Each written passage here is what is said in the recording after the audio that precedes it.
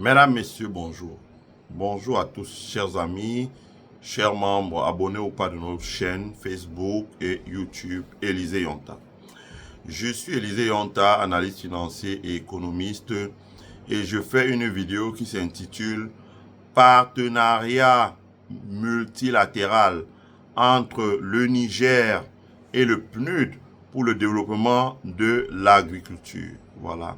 Donc, je vous fais écouter une bande audio et puis je reviens derrière pour pouvoir a démarré ses activités de cultures irriguées sur une superficie de 25 hectares par la coopérative agricole des femmes et jeunes avec l'appui des partenaires, notamment le PNUD. Chemin faisant, ce site a connu des difficultés et pour ne pas perdre de gros investissements, le PNUD a fait appel à l'expertise de l'ONAHA pour valoriser et étendre les exploitations sur 5 hectares. D'où l'objet de la présente cérémonie de remise du site par la représentante résidente du PNUD au Niger, Dr Nkol Kwasi, au directeur général de l'ONAHA, le lieutenant-colonel Belali Gambobou.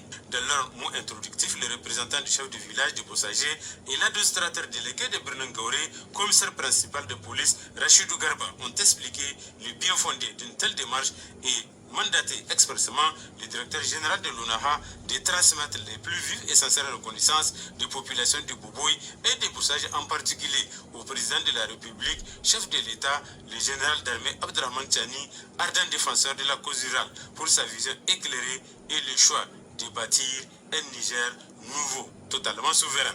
Le choix de l'ONAHA pour apporter des solutions aux problèmes du site de Bossagé n'est pas fortuit, a conclu la représentante résidente de PNUD au Niger.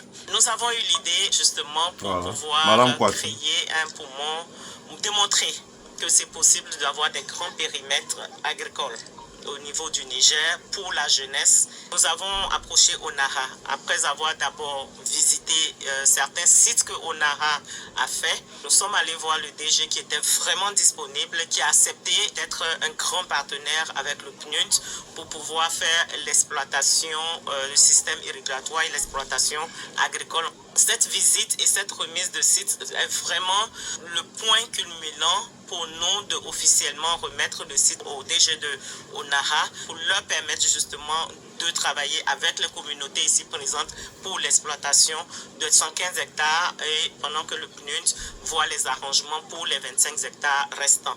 En réponse, le directeur général de l'ONAHA dira que cette remise du site de Bossagé est un signal fort de la communauté de Bossagé, de leur adhésion au processus de développement et tous les moyens seront mis en œuvre pour réhabiliter ce site.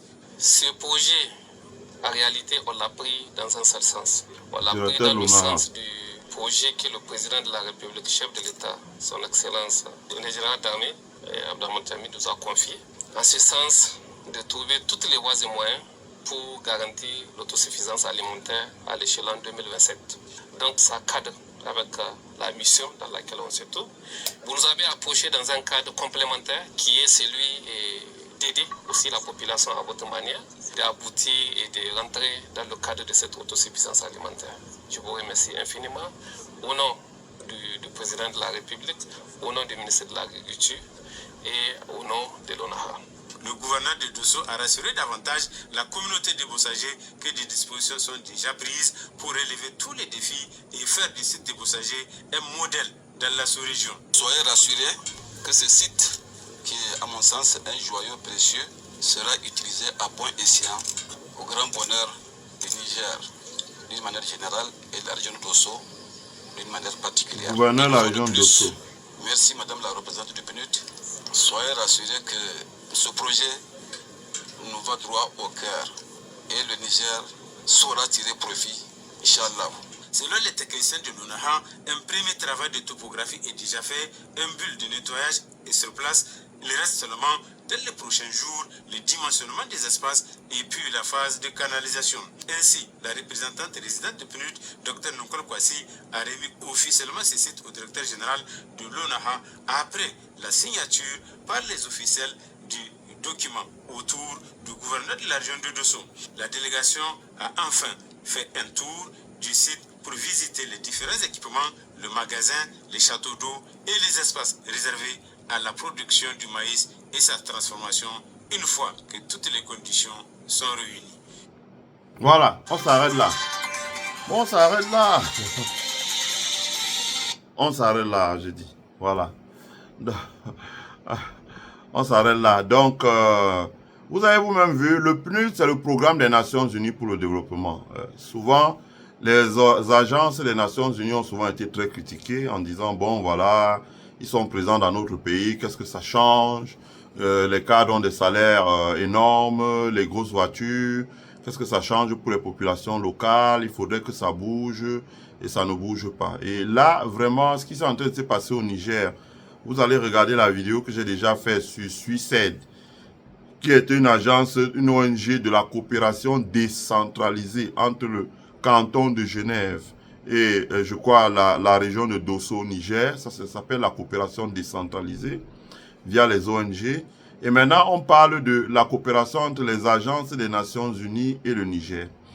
Comme je dis souvent, je ne critique... Alors on me dit souvent, ouais, mais pourquoi tu ne critiques jamais les organes? Je dis, mais écoute, je ne les critique pas parce que elles ne peuvent faire qu'avec les États locaux.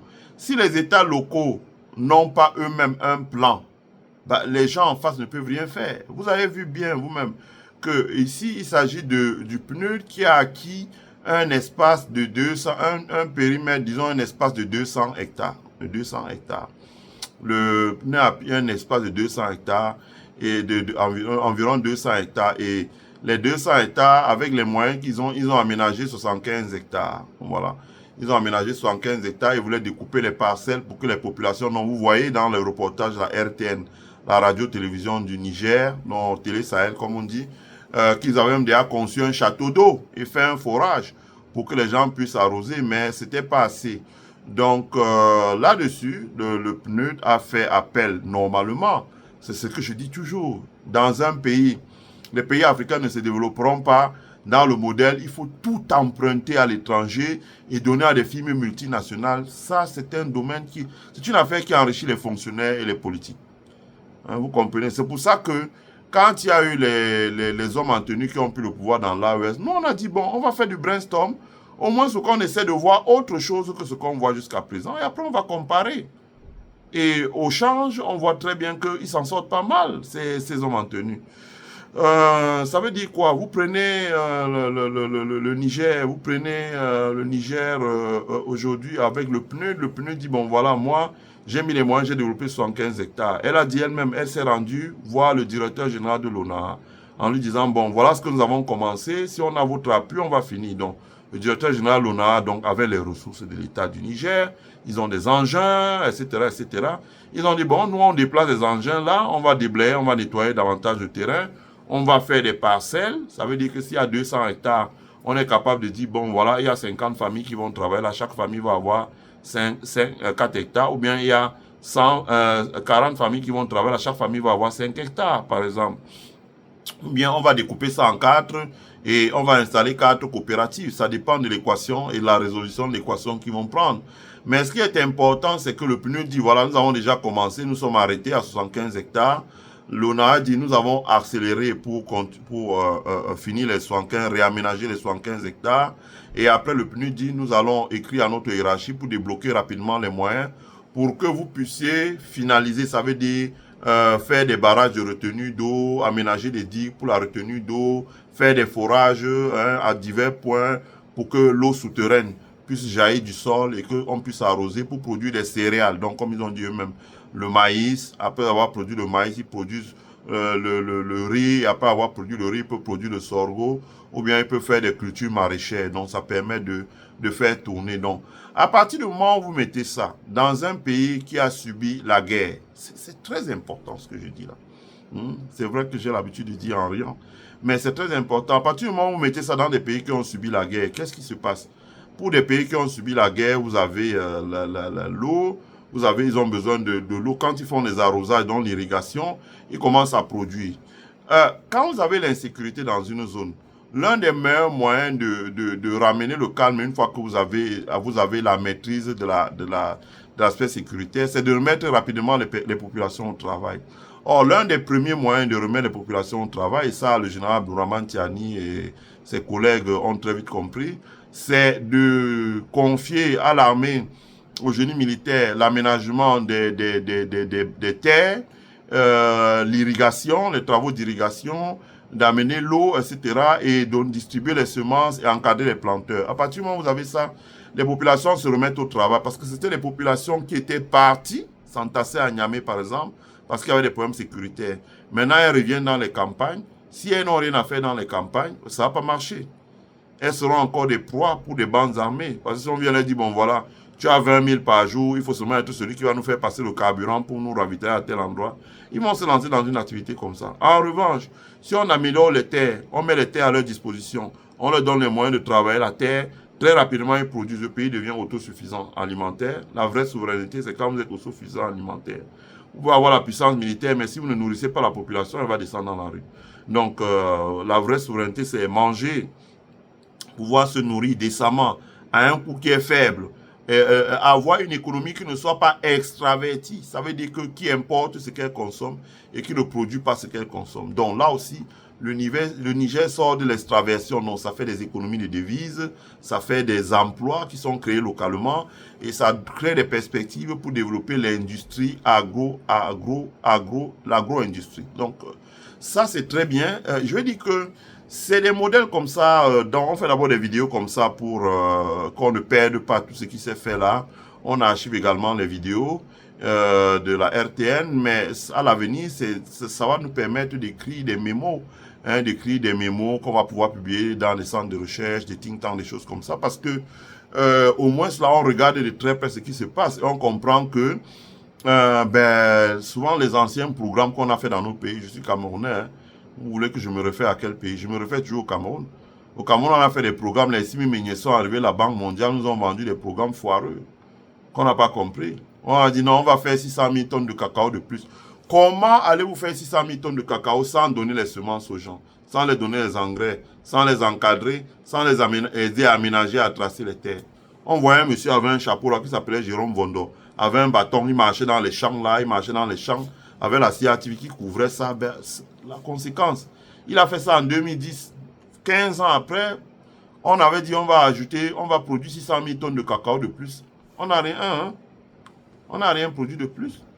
On a produit 0 tonnes de cacao de plus. On est où on était au point de départ. Donc, vous comprenez qu'il y a énormément de choses à changer, il y a énormément de choses à faire, il y a énormément de choses à faire de ce côté-là. Et nous, ici, sur notre chaîne, nous allons toujours suivre ce qui se passe comme changement au Mali, ce qui se passe comme changement au Burkina, ce qui se passe comme changement au Niger. Prochainement, nous allons aussi ajouter la Guinée et les pays de l'Afrique de l'Est.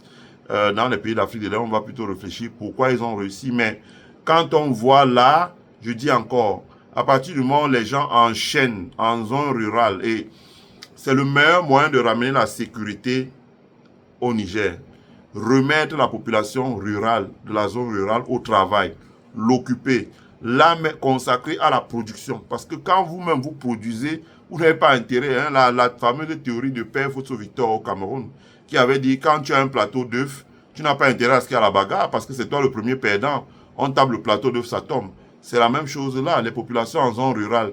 Si on commence à les aménager, comme je vois là, 200, 300, 500 hectares, et qu'elles commencent à cultiver le riz, cultiver le maïs, cultiver le sorgho, cultiver le soja et autres, ben, elles seront moins enclines à ce qu'il y ait le désordre dans la zone. Donc, c'est elles qui vont travailler avec l'État. Et deuxièmement, ça va sans doute décourager les personnes qui sont parties des villages pour se joindre aux bandes armées, qui pourront revenir, réintégrer les villages et recevoir une parcelle de la terre aussi et cultiver. Donc, c'est important. Mais surtout, ça va ouvrir les perspectives de l'agro-industrie au Niger. Donc, une fois, comme j'avais dit, on a un gros programme de développer les ressources minières dans les pays de l'AES avec la carte de l'American Geological Science.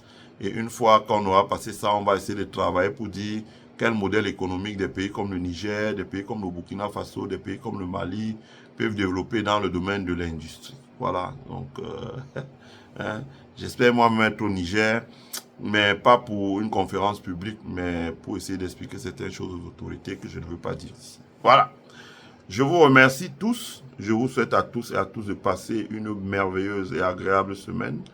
Prenez soin de vous, abonnez-vous sur notre chaîne, invitez vos amis à s'abonner, mettez un like sur la vidéo afin que YouTube puisse la recommander au maximum de personnes possibles. Voilà, souscrivez à notre membership ou faites un GIF pour soutenir le développement de notre chaîne. Restez scotchés sur notre chaîne car ici, le meilleur est à venir. Laissez vos commentaires dans le chat, faites vos suggestions, on va les prendre en compte pour pouvoir vous expliquer beaucoup de choses. Voilà. Merci à vous, passez une bonne agréable semaine. Bye.